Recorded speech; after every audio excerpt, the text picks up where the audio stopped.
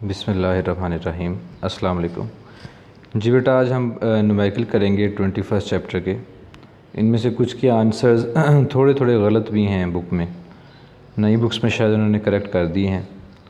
तो बहरहाल न्यूमेरिकल अच्छे हैं, इसके मज़े के हैं। अगर चैप्टर समझ में आया हो तो ये न्यूमेरिकल भी बड़े मज़े के लगते हैं। तो पहला न्यूमेरिकल है, find the mass defect and the binding energy for tritium.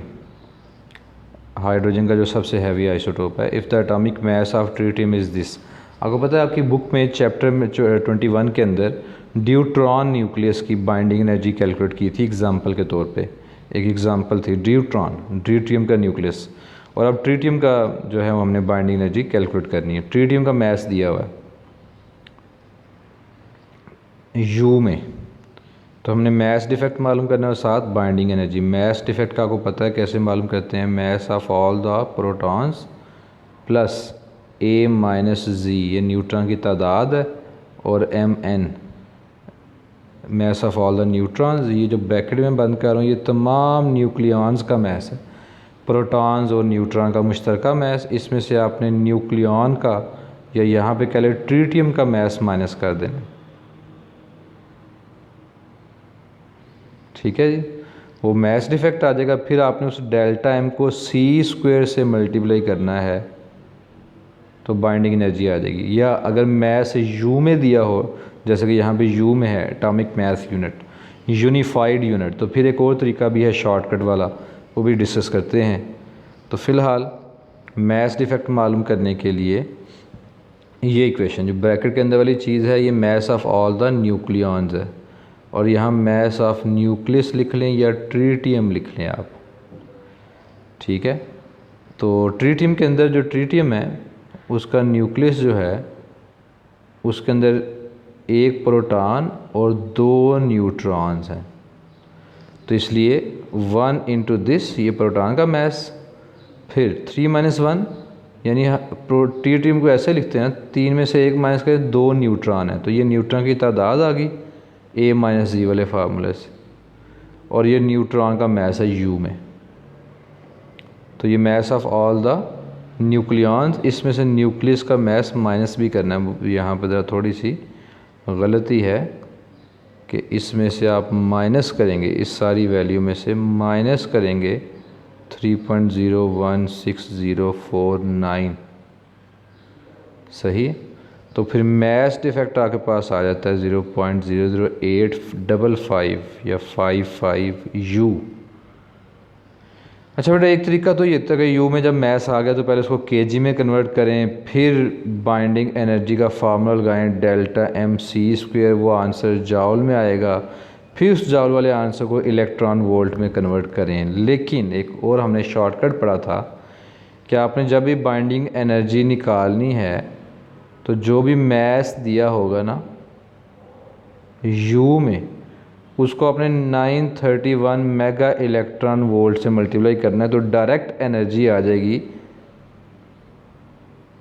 किस यूनिट में, इलेक्ट्रॉन वोल्ट में। तो वही काम यहाँ पे कर रहे हैं कि डेल्टा एम मल्टीप्लाई बाय 931। ठीक है, तो ये आंसर क्या आ जाएगा, ये मास डिफेक्ट था, उसको 931 के साथ मल्टीप्लाई किया तो आंसर आ गया इतने mega electron volt, 7.97 mega electron volt. ये बाइंडिंग एनर्जी आ गई ट्रीटियम की। जब मास यू में दिया हो यूनिफाइड यूनिट में, तो आपने ये शॉर्टकट ही इस्तेमाल करना है, यही प्रेफर करना है, और अगले भी 2-3 न्यूमेरिकल्स में हम ये शॉर्टकट वाला मेथड ही इस्तेमाल करेंगे। ज़रूर हमने कैलकुलेशन लेंथी करके तो कोई गलती करनी है, जितनी कैलकुलेशन ज़्यादा होगी गलती के चांसेस प्रोबेबिलिटी भी ज़्यादा हो जाएगी। सेकंड न्यूमेरिकल पे आते हैं। The half life of strontium is 9.70 hours, find its decay constant. आपको याद होगा कि हमने पढ़ा था जो डिके कांस्टेंट लैम्डा है और हाफ लाइफ, इन दोनों का प्रोडक्ट 0.693 होता है। तो यहाँ से लैम्डा किसके इक्वल आ जाएगा, 0.693 डिवाइडेड बाय 1/2। लेकिन सिर्फ आपने करना ये है कि जो भी टाइम आवर्स में दिया है उसको सेकंड्स में पहले कन्वर्ट करना है, क्योंकि एसआई यूनिट टाइम का सेकंड है। तो 9.70 ये उसकी हाफ़ लाइफ घंटों में थी, 60 में कन्वर्ट किया मिनटों में आ गई, और 60 से मल्टीप्लाई करेंगे तो सेकंड्स में आ जाएगी। इतने सेकंड्स हाफ़ लाइफ। आगे सिर्फ फार्मूला अप्लाई करना है। वो कौन सा जनाब, कि हाफ़ लाइफ जो है वो 0.693 ओवर लैम्डा है, डिके कांस्टेंट। तो लैम्डा का फार्मूला क्या बनेगा, लैम्डा और हाफ़ लाइफ एक दूसरे की जगह पे चले जाएंगे। तो 0.693 ओवर हाफ़ लाइफ जो सेकंड्स में थी, तो डिके कांस्टेंट आ गया आपके पास। इसका यूनिट पर सेकंड क्यों है, क्योंकि आप फार्मूले से देखें, इस फार्मूले से कि ऊपर 0.693 जो एक नंबर है और नीचे हाफ़ लाइफ जो सेकंड्स में होगी, तो डिके कांस्टेंट जो है वो सेकंड पर सेकंड में मेजर किया जाता है। ठीक है जी। उसके बाद आए थर्ड न्यूमेरिकल पे।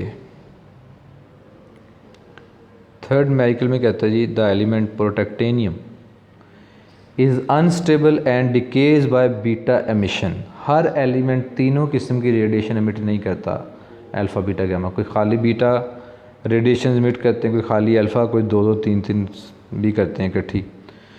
द एलिमेंट प्रोटेक्टेनियम,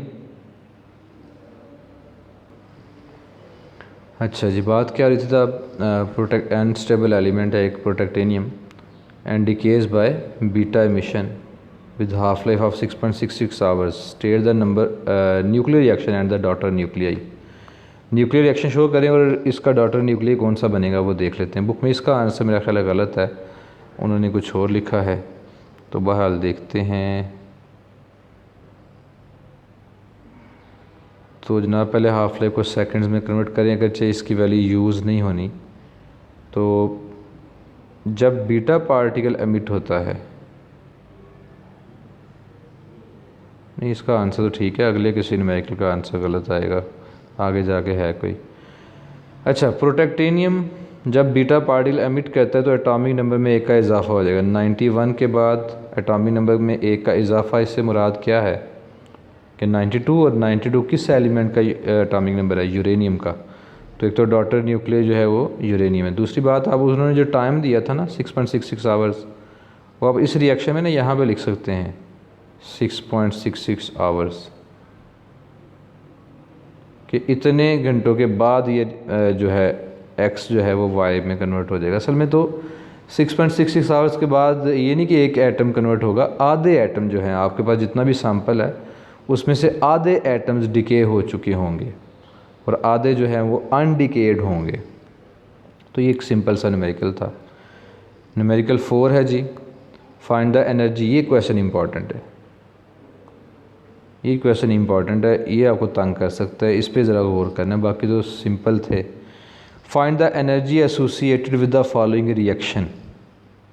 बुक में जहाँ न्यूमेरिकल्स है ना, वहाँ पे जैसे इस रिएक्शन में उन्होंने मैसेज नहीं दिए, नाइट्रोजन का मैस नहीं दिया, एग्जैक्ट अल्फ़ा पार्टिकल का नहीं दिया, ऑक्सीजन के न्यूक्लियस का नहीं दिया, और प्रोटॉन का, ये प्रोटॉन है, हाइड्रोजन का न्यूक्लियस, इनके मैसेज नहीं दिए। लेकिन न्यूमेरिकल वाले पेज में, बुक में, टेक्स्ट बुक में उन्होंने एक पेज का रेफरेंस दिया है टेक्स्ट बुक में कि फ़लाँ पेज से कंसल्ट करें जहाँ पे आपको मैसेज चाहिए हों।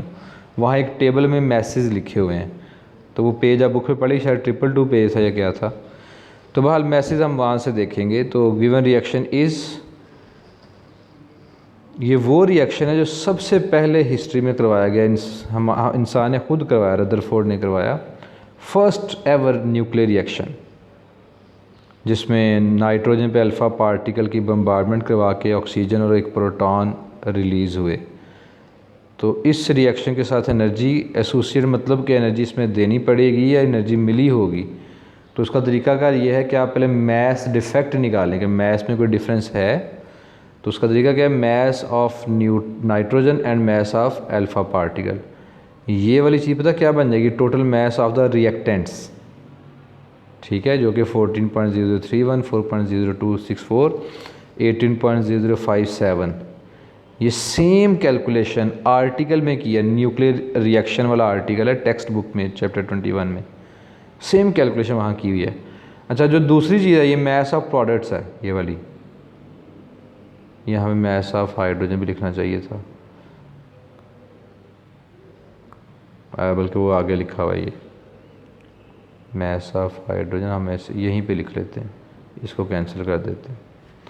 अच्छा जी, तो जनाब ये जो प्रोडक्ट का मास है वो टोटल करें तो इतना बनता है। तो मास डिफरेंस कितना आया, मास डिफेक्ट कितना है ये, और ये प्रोडक्ट्स का मास जो है, प्रोडक्ट्स का मास वो ज़्यादा है। ठीक है, प्रोडक्ट्स का मास जो बाद वाली चीज़ें, ये मास ज़्यादा है। मास ज़्यादा इसलिए यहाँ पे आंसर माइनस में आना चाहिए था। अच्छा, ज़्यादा मास प्रोडक्ट्स का है, बाद में अगर बाद में बनने वाली चीज़ों का मास कम होता तो हम कहते हैं इतने मास के हिस्से की एनर्जी रिलीज़ हो गई है, पर इतना मास ज़्यादा निकला है, इसका मतलब इतनी एनर्जी रिलीज़ नहीं बल्कि इतनी एनर्जी ऐड करनी पड़ेगी। जो एनर्जी ऐड करनी पड़ेगी वो क्या बन जाएगी, मास। इसलिए प्रोडक्ट्स का मास ज़्यादा है।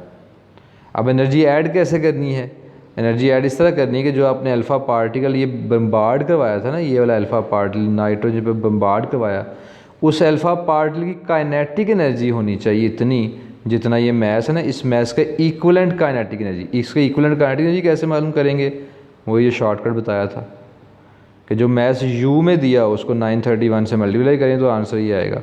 एनर्जी के साथ माइनस ना लगाएं, तो इतनी एनर्जी जो है आपको देनी पड़ेगी। The negative sign shows that this energy is required to start this reaction.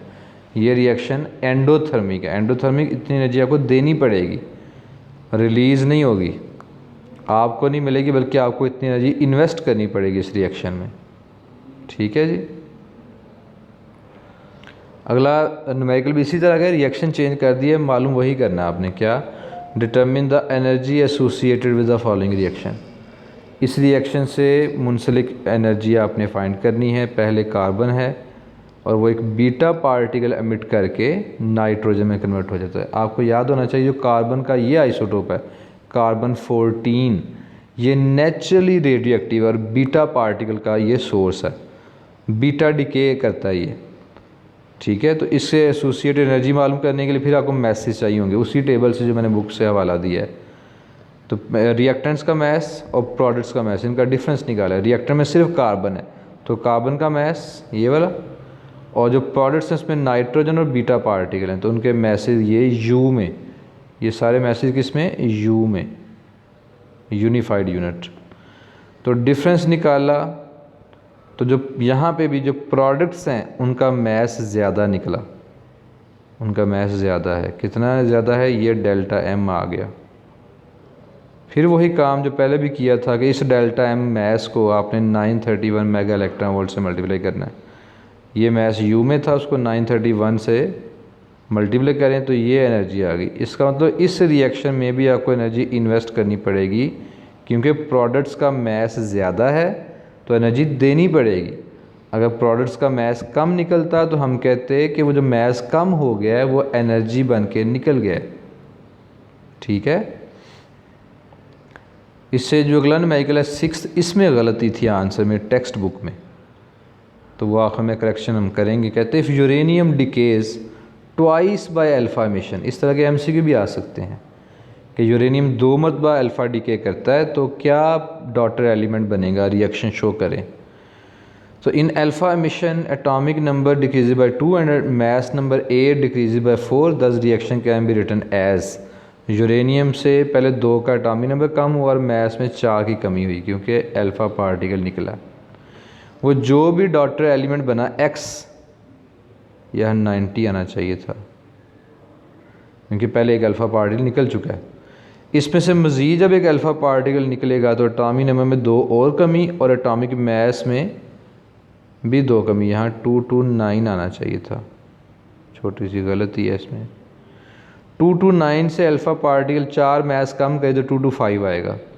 अब ये जो 88 एटॉमिक नंबर है ये रेडियम का है, रेडॉन का नहीं। बुक में रेडॉन लिखा हुआ है, रेडॉन, उसका 86 होता है और मास उसका 222 होता है, तो बुक में आंसर गलत है। मास में ठीक लिखे हैं, बस नाम उन्होंने बुक में रेडॉन लिखा है, आप उस रेडॉन के बजाय रेडियम करेंगे। तो thus when uranium decays twice by alpha emission then radium 88 is formed, hence resulting isotope is this radium। ठीक है जी, यहाँ पे इस न्यूमेरिकल में यहाँ एक करेक्शन कर लीजिएगा इधर कि इधर 90 आना था और इधर 229 आना था, तभी जैसे पहले देखें ना 229 और 90 हो चुका था, वही एक्स यहाँ पे लिख दिया। ये छोटी सी करेक्शन आप कर लीजिएगा। उसके बाद चलते हैं 7th न्यूमेरिकल पे। टोटल 8 न्यूमेरिकल हैं स्मार्ट सिलेबस में, ठीक है, 8 न्यूमेरिकल स्मार्ट सिलेबस में शामिल हैं। अच्छा जी, तो आगे चलते हैं 7वां न्यूमेरिकल। इसमें भी जनाब उन्होंने energy associated with this reaction ही पूछी है, लेकिन यहाँ मेंशन कर दी कि एनर्जी रिलीज़ हुई है वो मालूम करें। तो calculate the energy in mega electron volt released in the following fusion reaction, जिसमें एक ड्यूटेरियम का न्यूक्लियस, ट्रिटियम का न्यूक्लियस मिलते हैं और हीलियम का न्यूक्लियस और एक न्यूट्रॉन पैदा होते हैं।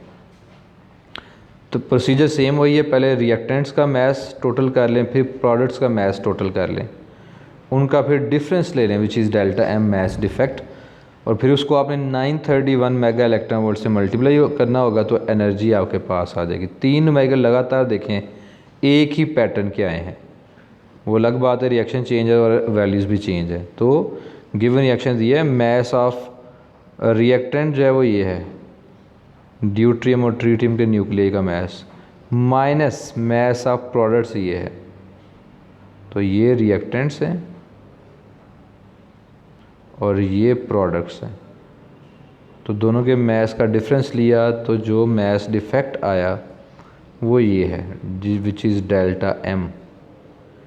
यू में मास डिफेक्ट आ गया, और आगे फिर वही तरीका जो बार बार हम पढ़ें कि जो मास डिफेक्ट आ जाए यूनिफाइड यूनिट में, उसको 931 मेगा इलेक्ट्रॉन वोल्ट से मल्टीप्लाई करें तो डायरेक्ट आंसर आ जाएगा मेगा इलेक्ट्रॉन वोल्ट में, which is 17.6 mega electron volt. ठीक है जी। आखिरी न्यूमेरिकल जो है वो ज़रा अलग पैटर्न का है, और ये पैटर्न जो है अलग तो है ही, इसमें फार्मूला भी एक अलग यूज़ करेंगे। हमने पढ़ा था गैमा रे की इंटेंसिटी एयर में इन्वर्स स्क्वायर लॉ को ओबे करती है, लेकिन सॉलिड में वो इन्वर्स स्क्वायर लॉ की बजाय एक्सपोनेंशियली कम होती है। एक्सपोनेंशियल एक इक्वेशन थी, एक्सपोनेंशियली तो नहीं कहना चाहिए, I nought e power minus mu x. इसमें एक्स वो डिस्टेंस था, मसलन ए ये मीडियम है, गैमा रे फोटॉन बाहर से एंटर हुआ, एंटर होने से पहले उसकी इंटेंसिटी थी आई नॉट यानी maximum intensity. After covering a distance x, ये एक्स उसका वो फासला जो उसने तय किया मीडियम के अंदर, तो एक्स डिस्टेंस तय करने के बाद उसकी इंटेंसिटी आई रह जाती है, ये फाइंड करनी है। तो इक्वेशन ये जो मैंने लिख दी है इसको इस्तेमाल करेंगे। तो देखते हैं जनाब, कहते हैं जी 2 मरतबा ये इक्वेशन यूज़ करेंगे। कहते हैं sheet of 5 millimetre thick reduces the intensity of beam of gamma rays by a factor 0.4 यानी आधे से भी कम कर दी थोड़ी। अगर होता ना 0.5 तो फिर हम कहते हैं ये आधी हो गई है। शीट है जी कितने millimetre, 5 millimetre, gamma ray photon गुजरा और जितनी उसकी इंटेंसिटी यहाँ पे थी आई नॉट, गुजरने के बाद दूसरी साइड पे 0.4 आई नॉट रह गई, आधी से भी थोड़ी कम। अगर 0.5 होती तो हम उसको हाफ कहते। वो कहते हैं वो थिकनेस मालूम करें शीट की, ये पहले वाली थिकनेस x1 कर लें, दूसरी थिकनेस x2 ये मालूम करें। वो थिकनेस मालूम करें कि जिससे गैमा रे की इंटेंसिटी जो पहले आई नॉट थी वो 0.4 टाइम्स ना हो जाए बल्कि 0.5 टाइम्स हो जाए, आधी हो जाए। पहले आधी से ज़्यादा कम हो गई थी, आप चाहते हैं इतनी कम ना हो, आधी हो। तो इससे मुराद अब जो शीट इस्तेमाल करेंगे वो थोड़ी कम थिकनेस की होनी चाहिए, पहले से थोड़ी कम थिकनेस। पहले 5 मिलीमीटर थी, उसने आधी से भी कम इंटेंसिटी कर दी थी। तो आप चाहते हैं आधी से कम ना हो, आधी तक आके रुक जाए, तो इसका मतलब शीट थोड़ी सी कम थिकनेस वाली होनी चाहिए। आंसर देखें ना इसका क्या आएगा, x2 जो है कितने मिलीमीटर, अगले पेज पे होगा।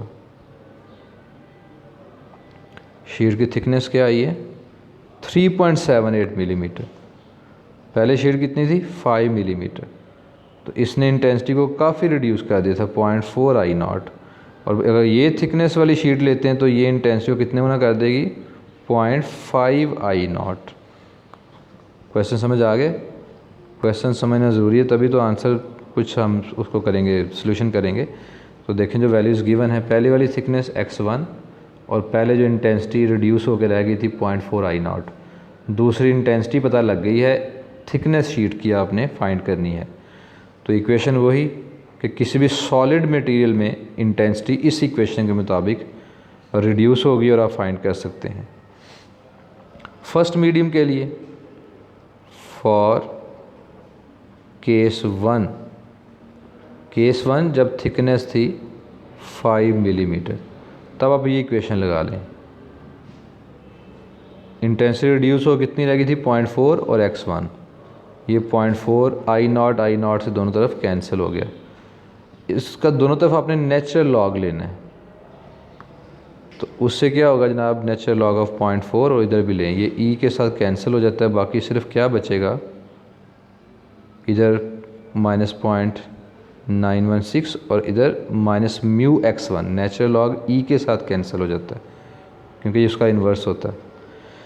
तो -μx1, अब म्यू हमें मालूम नहीं तो कोई बात नहीं, अगर मालूम नहीं इसको इक्वेशन 1 रख लें, इसका नाम इक्वेशन 1।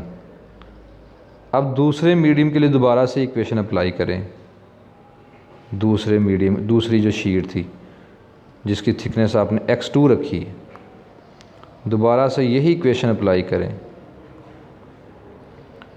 यही इक्वेशन अप्लाई कर दी और फिर इसका नेचुरल लॉग लिया और इक्वेशन रिड्यूस होकर ये रह गई। दो इक्वेशंस बन गई आपके पास। पिछली इक्वेशन ये माइनस भी यहाँ पे आएगा। पिछली इक्वेशन क्या थी, -0.916 इज इक्वल टू μx1, ये पहली इक्वेशन थी और ये दूसरी इक्वेशन क्या आई है, -0.693 μx2, ये इक्वेशन 2 है। दोनों को डिवाइड कर दें, दोनों को डिवाइड कर दें तो इधर म्यू कैंसिल हो जाएगा और इधर इनकी रेशो जो भी आएगी वो देखें, x1 और x2 is equal to this. दोनों इक्वेशन को आपने डिवाइड कर दिया। अब इसमें से x2 मालूम करने वाला, बाकी सब चीज़ें मालूम है। x1 भी आपको मालूम है, x1 इधर आके मल्टीप्लाई हो जाएगा, वो 5 मिलीमीटर था, ये मिली आ गया, तो आपके पास शीट की थिकनेस 3.78 मिलीमीटर आ गई। नई चीज़ आपके लिए नेचुरल लॉग था, जो आपने शायद, चूँकि जो मेडिकल के स्टूडेंट्स हैं उनको ये नहीं पता होता, तो नेचुरल लॉग आपने लेना जो ई को ख़त्म कर देगा, बाकी इक्वेशन ये रिड्यूस होकर रह जाएगी। ठीक है जी, ये थे न्यूमेरिकल्स, और नेक्स्ट टाइम हम इंशाल्लाह मॉडर्न फिज़िक्स स्टार्ट करेंगे, dawn of modern physics chapter 19 इंशाल्लाह कल। आज के लिए इतना ही, अल्लाह हाफिज़।